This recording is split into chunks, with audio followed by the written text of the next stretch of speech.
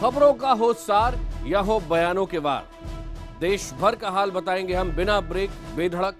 नमस्कार, ये है इंडिया 9 बजे। आपके साथ मैं हूं आकाश सोनी। आज हम एक ऐसा मुद्दा उठाने वाले हैं जिससे पूरे देश को सरोकार है। क्यों ऐसा नहीं हो सकता कि आईएएस ऑफिसर, जजों, बड़े बड़े पत्रकारों, सबके बच्चे गरीब से गरीब बच्चों के साथ पढ़ें। चाहते हम ये नहीं है कि सब ऐसी सिस्टम में पढ़ने लगे जो खराब हो।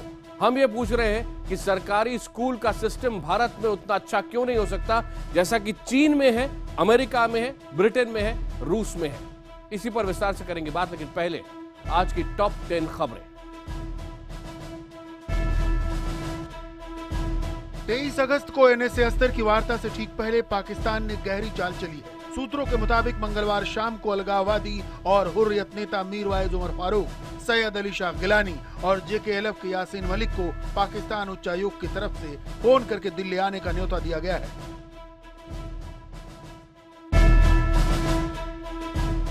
गुजरात एटीएस ने तापी जिले में 2 संदिग्ध कश्मीरियों को गिरफ्तार किया है। एटीएस को शक है कि इन दोनों का चेहरा नवेद के उन साथियों से मिलता है जिनका स्केच एनआईए ने जारी किया है। एनआईए ने यह स्केच जिंदा पकड़े गए आतंकी नवेद से पूछताछ के बाद जारी किया था। फिलहाल गुजरात एटीएस इनसे पूछताछ कर रही है। मुंबई की कांदिवली थाने में दहेज आरोप में फंसी राधे मां से आज दोबारा पूछताछ हुई। 15 मिनट तक चली पूछताछ में मुंबई पुलिस ने राधे मां से 23 सवाल पूछे। राधे मां से पूछताछ की शुरुआत दुबई में रहने वाले डैडी यानी राधे मां के पति के बारे में की गई।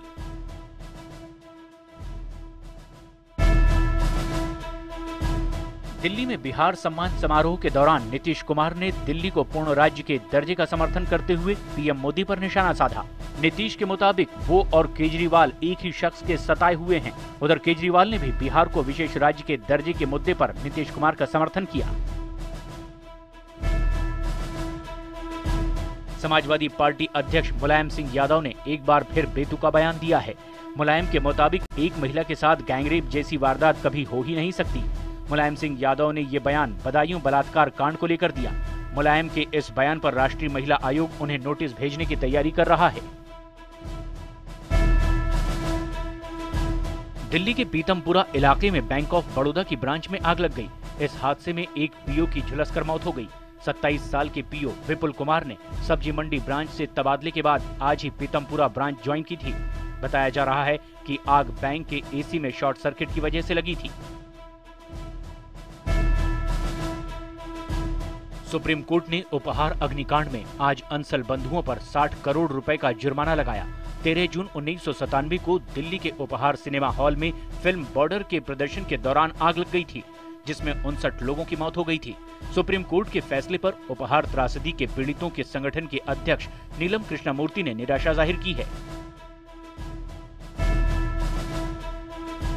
मुंबई में अमेरिकी महिला से बदसलूकी करने वाले आरोपी को पुलिस ने गिरफ्तार कर लिया है। गिरफ्तार युवक गोपाल वाल्मीकि कोलाबा का रहने वाला है। उसे 1 हफ्ते के लिए जेल भेज दिया गया है।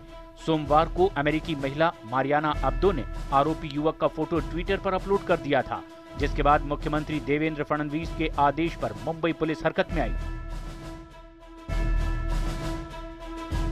गुजरात में ओबीसी के तहत आरक्षण की मांग पर अड़े पटेल समाज के आंदोलन ने आनंदीबेन सरकार के लिए मुश्किल खड़ी कर दी है। 20% पटेल समाज के आंदोलन का नेतृत्व 22 साल के हार्दिक पटेल कर रहे हैं।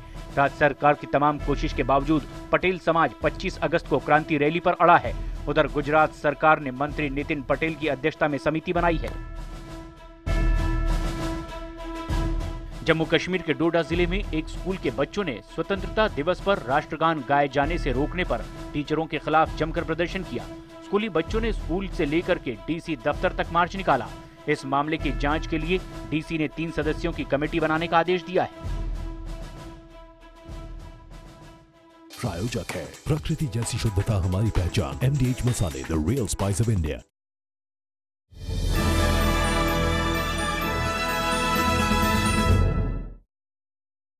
आओ सरकारी स्कूल चलें। कोई अगर ऐसा कहे तो आप क्या कहेंगे? कोई कहे कि अपने बच्चे को प्राइवेट स्कूल से निकालकर सरकारी स्कूल में पढ़ाओ, तो क्या आप वो करेंगे? आज ये कुछ ऐसे सवाल हैं। हम बहुत सारी ऐसी कहानियां इंडियन 9 बजे में उठा सकते थे जिससे हमको टीआरपी मिलती, लेकिन आज हमने सोचा है ऐसी बात की जाए जिसके अंत में हम बता सकें कि देश को इससे क्या मिला। ये मुद्दा हम इसीलिए उठा रहे हैं क्योंकि सरकारी स्कूलों की बदहाली से दुखी इलाहाबाद हाई कोर्ट ने अपने एक आदेश में जो बातें कही हैं उसने पूरे देश को सोचने को मजबूर किया है। कोर्ट ने अपने आदेश में कहा कि अफसरों और नेताओं के बच्चों को सरकारी स्कूलों में पढ़ाया जाए। अपने इस ऐतिहासिक फैसले में हाई कोर्ट ने यूपी सरकार के मुख्य सचिव से कहा कि सरकारी स्कूलों के अगले सत्र में वो ये सुनिश्चित करवाएं कि जो भी अफसर और नेता सरकारी वेतन ले रहा है उनके बच्चे राज्य के सरकारी स्कूलों में पढ़ने जाएं। ऐसा ना करने पर उनकी तनख्वाह काटी जाए और उनका प्रमोशन भी रोक दिया जाए। कुछ लोग इसके विरोध में हैं, लेकिन हम पूरी तरह इसके समर्थन में हैं क्योंकि हम ये चाहते हैं कि सरकारी स्कूलों की जो गुणवत्ता है, वहां की जो क्वालिटी है, वहां का जो स्तर है, वो इतना हो पाए कि एक आईएएस ऑफिसर भी ये सोचे कि इस सरकारी स्कूल में मेरे बच्चे को एडमिशन मिलेगा या नहीं।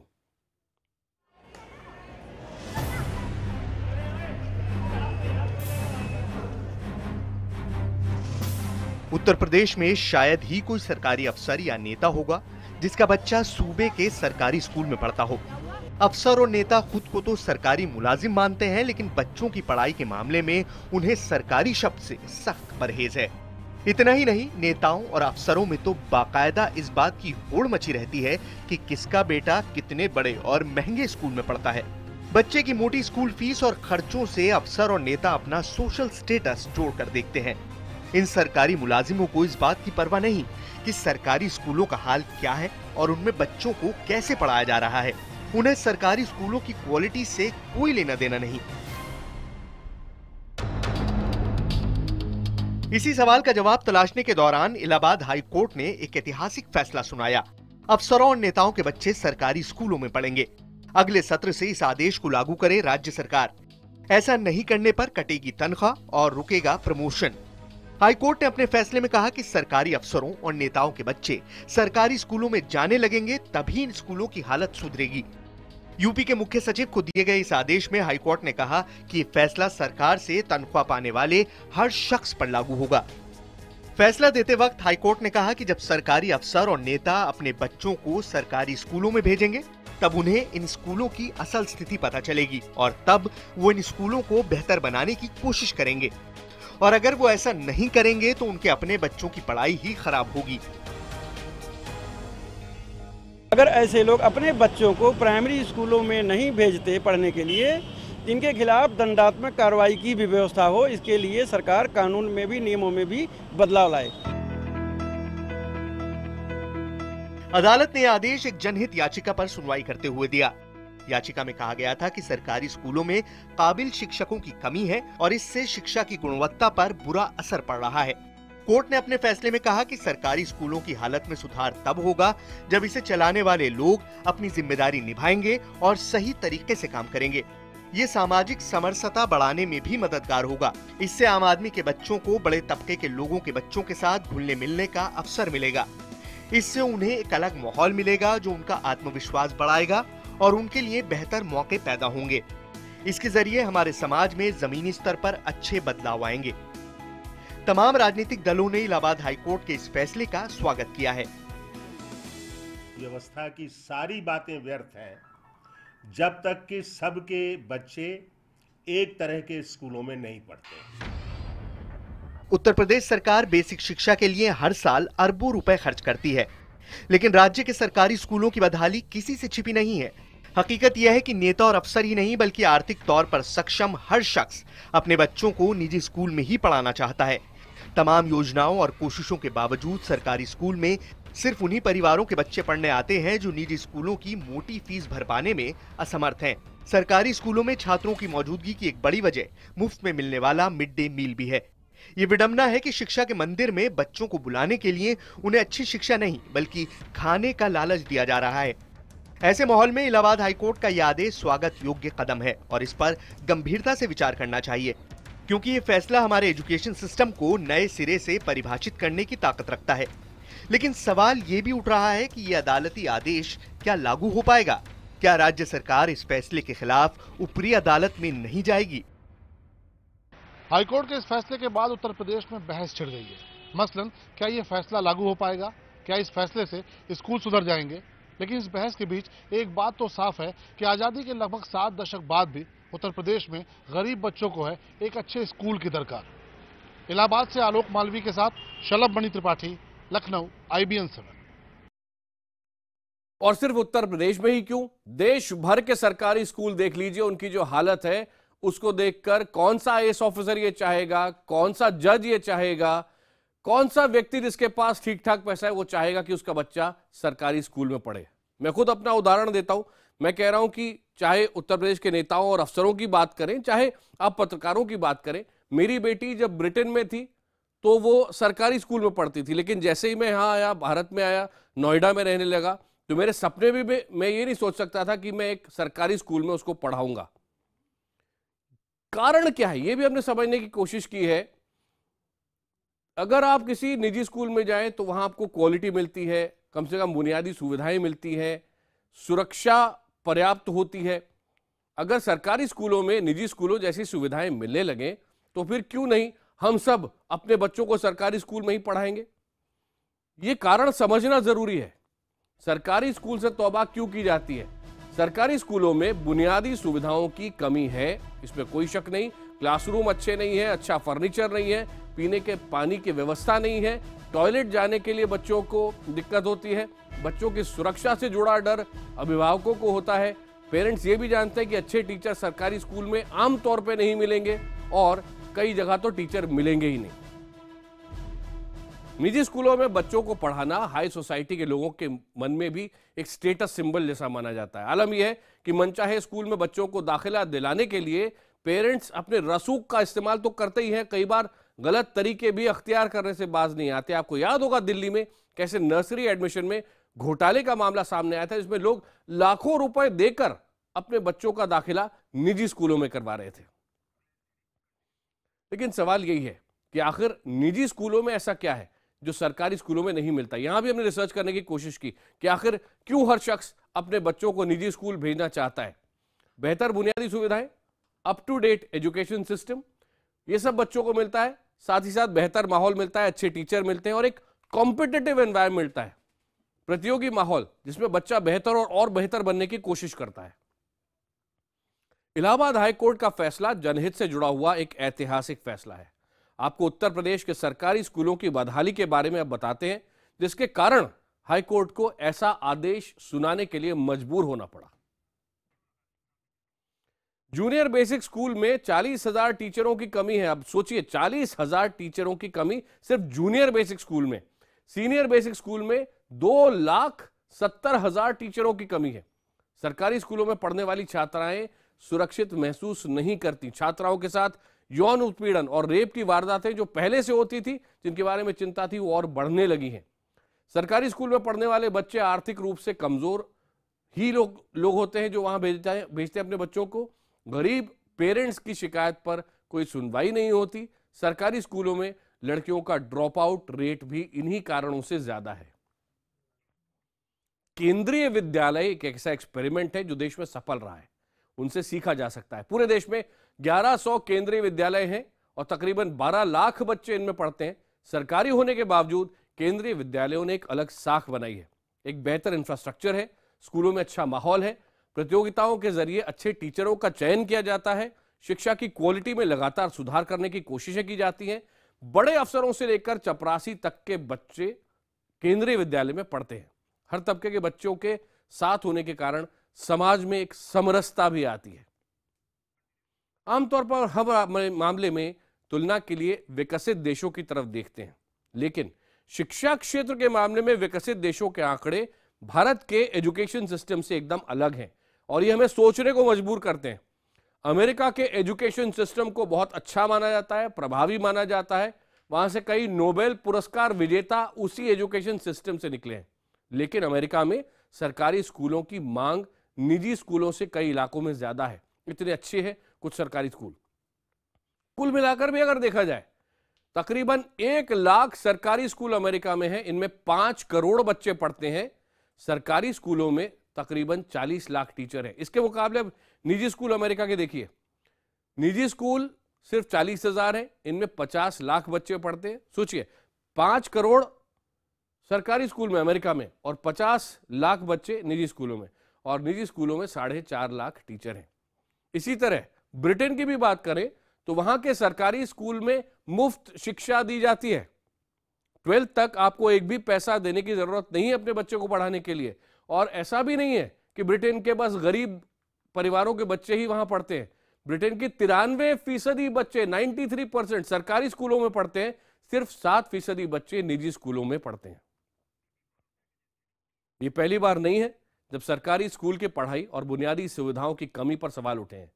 हकीकत का पता लगाने के लिए हमारे 4 संवाददाताओं ने 4 राज्यों के 4 शहरों में सरकारी स्कूलों का जायजा लिया है, और वहां उन्होंने क्या देखा आप भी देखिए।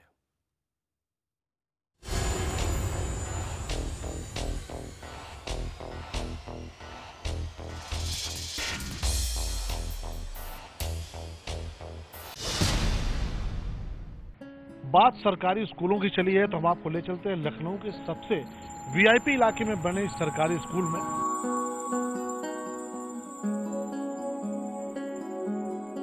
और यहां से विधानसभा, जहां पर तमाम पॉलिसीज बनती हैं, तमाम कानून बनते हैं, तमाम लोगों के कल्याण की योजनाएं बनती हैं, मुश्किल से 1 किलोमीटर यहां पर से विधानसभा होगी। और आप इस स्कूल, सरकारी स्कूल की हालत देखिए। ये उसकी बिल्डिंग है। यहाँ पर आपको कहीं नहीं लगेगा कि ये कोई ऐसा स्कूल है जहाँ पर पढ़ाई जैसा माहौल है। हालांकि आज नाग पंचमी के चलते यहाँ पर छुट्टी है, लेकिन इस पूरे कैंपस को अगर आप देखेंगे तो टॉयलेट की बात कीजिए तो टॉयलेट बना हुआ है। सरकारी स्कूल है, यहाँ पे ज़रूर टॉयलेट बना है, लेकिन लगता नहीं कि सालों से कभी ये टॉयलेट यूज़ हुआ हो या खुला हो। वहाँ पर ताले पड़े हैं। उसके अलावा अगर आप पूरी बिल्डिंग देखिए तो आपको यहाँ पर जानवर दिखाई देंगे, यहाँ पर मवेशी टहल रहे हैं, बाउंड्री नहीं है।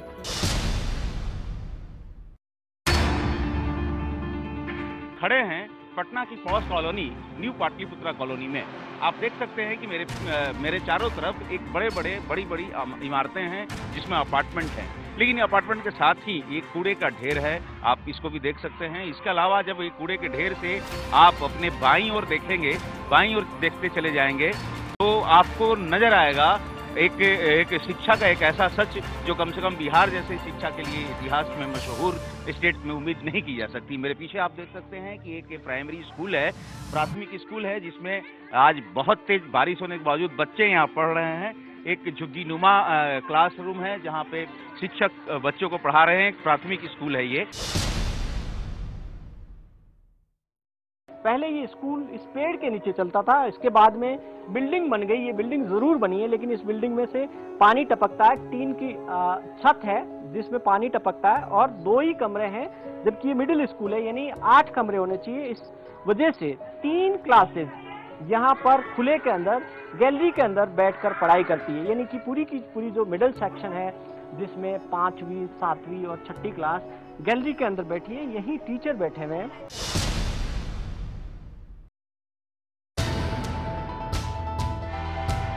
फिलहाल हम अहमदाबाद के बोपल में जो सरकारी स्कूल है वहाँ पर है।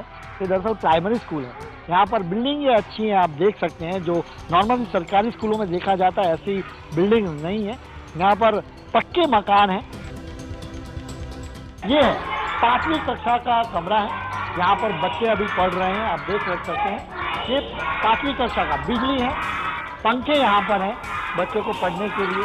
लेकिन बेंचों की हालत अगर आप देख रहे हैं तो ये बेंच आप देख रहे हैं, बेंच मेरे कैमरामैन को मैं कहूँगा कि बेंच दिखाए किस तरीके से बेंच टूटी हुई होती है। यहाँ पर पढ़ने के लिए सारी चीजें मुहैया सरकार कराने की कोशिश करते हैं, लेकिन यहाँ पर दिखता नहीं है। ये प्यारे प्यारे बच्चे जिस तरह के सरकारी स्कूलों में पढ़ते हैं, उन्हें आप करीब से जाकर देख लें कि आपको आंसू आ जाएंगे कि इन बच्चों को इस तरह से क्यों पढ़ना चाहिए। लेकिन कुछ सरकारी स्कूल ऐसे भी हैं जिनको देखकर आपको अच्छा लगेगा, गौरव का एहसास होगा। और ऐसा ही एक सरकारी स्कूल है भोपाल के तात्या टोपे नगर में। इस स्कूल को कॉन्सेप्ट स्कूल कहा जाता है, जहां बीते 2 साल से शिक्षा और शिक्षण की गुणवत्ता बेहतर बनाने के लिए एक्सपेरिमेंट चल रहा है। स्कूल के टीचर महेंद्र तिवारी ने प्रबंधन समिति की मदद से छात्रों की स्कूल का पहले ड्रेस का रंग बदला, फिर पेरेंट्स को बच्चों को सलीके से स्कूल भेजने की बाकायदा ट्रेनिंग दी। हर वो सुविधा जुटाई जो निजी स्कूलों में होती है। बाकायदा LED टीवी खरीदे गए, उनको लाकर पढ़ाई शुरू की गई। लैपटॉप और इंटरनेट के जरिए दुनिया की जानकारी दी जाने लगी। इस सरकारी स्कूल में बच्चों को इंग्लिश मीडियम में पढ़ाया जाता है और ये अच्छे सरकारी स्कूलों के अंदर तो गिना ही जाता है, निजी स्कूलों को टक्कर देने की स्थिति में है।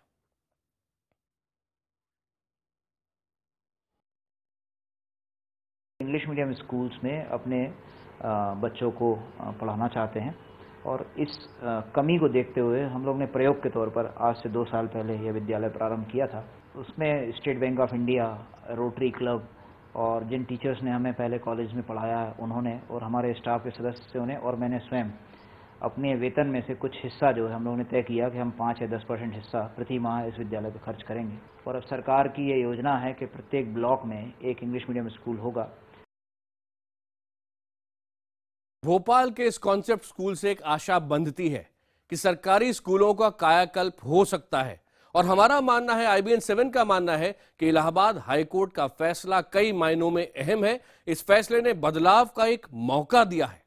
अगर इस मौके को यूपी सरकार सकारात्मक तरीके से ले और इसी तरह देश की और सरकारें भी सकारात्मक तरीके से ले तो बड़ा बदलाव आ सकता है। इसीलिए हमारा मानना है कि इस मौके को सियासी दांव पेच में, कानूनी दांव पेच में उलझाना नहीं चाहिए। अपने नौनिहालों के भविष्य को उज्जवल बनाने के लिए पूरी ताकत हम सबको झोंकना चाहिए। एक अवसर है उत्तर प्रदेश के पास कि वो इसकी शुरुआत करे। इंडिया 9 बजे में आगे बढ़ते हैं, बात करते हैं बिहार के चुनाव की, जहां चुनाव से पहले मुख्यमंत्री नीतीश कुमार दिल्ली के मुख्यमंत्री अरविंद केजरीवाल के साथ एक मंच पर नजर आए। कार्यक्रम वैसे तो सांस्कृतिक था, लेकिन दोनों नेताओं ने बातें सियासी ही की। दोनों ने एक दूसरे के लिए एकजुटता दिखाते हुए बिहार के लिए विशेष राज्य और दिल्ली के लिए पूर्ण राज्य के दर्जे की मांग की। नीतीश के बुलावे पर केजरीवाल बिहार के दौरे पर भी जाने वाले हैं। दुए को ना टारगेट है सिर्फ व्यक्ति के।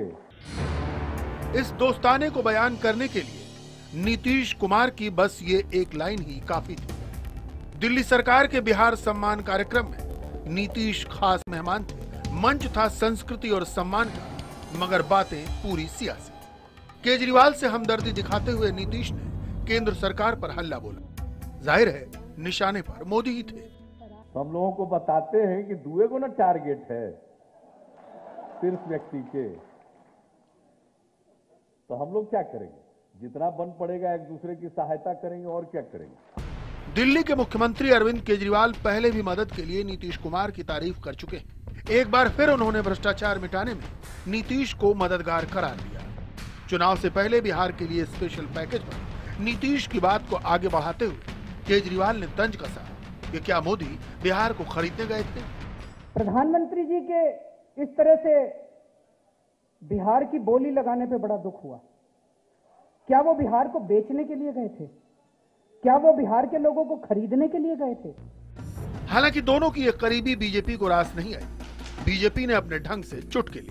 दिल्ली तो पहले से ही परेशान है ऐसे मुख्यमंत्री से, और वैसे ही शासन की दोस्ती लेके बिहार जाना चाहते हैं, तो नीतीश कुमार, उनके नए दोस्त केजरीवाल और उनके पुराने दोस्त लालू यादव के साथ बिहार के शासन में भागीदारी दिखाना चाहते हैं।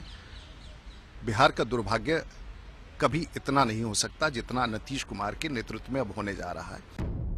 बहरहाल इस मौके पर यह भी साफ हो गया कि अरविंद केजरीवाल नीतीश के लिए प्रचार करने बिहार जाएंगे। नीतीश ने उन्हें बिहार आने और अपने पसंदीदा मुद्दे पर बोलने का न्योता दिया। अरविंद केजरीवाल ने भी ये न्योता स्वीकार कर लिया। सूत्रों के मुताबिक केजरीवाल इस महीने के आखिर तक बिहार सरकार के एक कार्यक्रम के लिए पटना जा सकते हैं। अरविंद केजरीवाल के लिए मुश्किल ये है कि वो नीतीश कुमार का तो साथ देना चाहते हैं, लेकिन लालू प्रसाद यादव और कांग्रेस से पूरा ही परहेज भी रखना चाहते हैं। राजनीति में ऐसा करना मुश्किल होता है कि गठबंधन के एक साथी के साथ दोस्ती हो और बाकी के साथ दुश्मनी। खैर, देखते हैं बिहार चुनाव में ऐसा किस तरह से हो पाता है।